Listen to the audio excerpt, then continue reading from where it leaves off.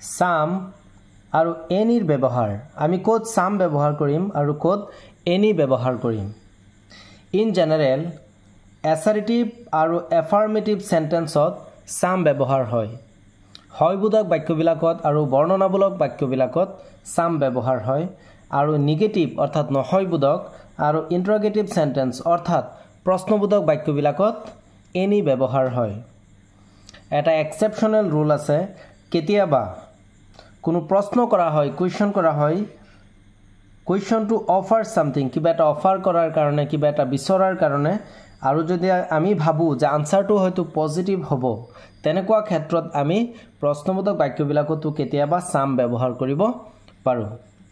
আমি এক্সাম্পল হিচাপে ল'ব পাৰো do you need this help from me এই বাক্যটো হৈছে ইন্টাৰোগেটিভ সেন্টেন্সত আমি কি ব্যৱহাৰ কৰিম any there are blank boys present in the class আমি blankত কি ব্যৱহাৰ কৰিম এটো এটা affirmative sentence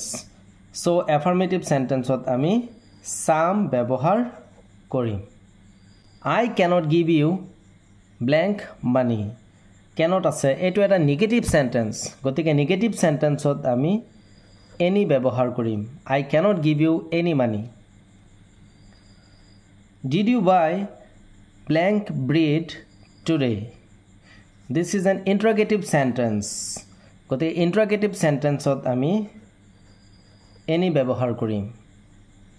Have you dash book to read This is an interrogative sentence গতিকে interrogative sentenceত আমি any ব্যৱহাৰ কৰিম Can you lend me blank money এটো interrogative sentence কিন্তু তুমি মোক অকন টকা অলপ টকা ধাৰত দিব পাৰি মানে সো এটো এটা পজিটিভ সাইড আছে ইন্টাৰোগেটিভ সেন্টেন্সত ৰিকুৱেষ্ট যিবিলাক কোৱেশ্চন হয় হেবিলাকত আমি সাম ব্যৱহাৰ কৰিম Can you lend me some money এটা পজিটিভ আনসাৰ আহিব পাৰে সেই কাৰণে আমি সাম ব্যৱহাৰ কৰিম Will you give us blank water তুমি মোক অলপ পানী দিবানে সো ইয়াতো এটা অফাৰ বা পজিটিভ আনসাৰ এটা আমি পাম তুমি মোক অলপ পানী দিবানে সো এনেকুৱা ক্ষেত্ৰত আমি কি ব্যৱহাৰ কৰিম সাম ব্যৱহাৰ কৰিম Thank you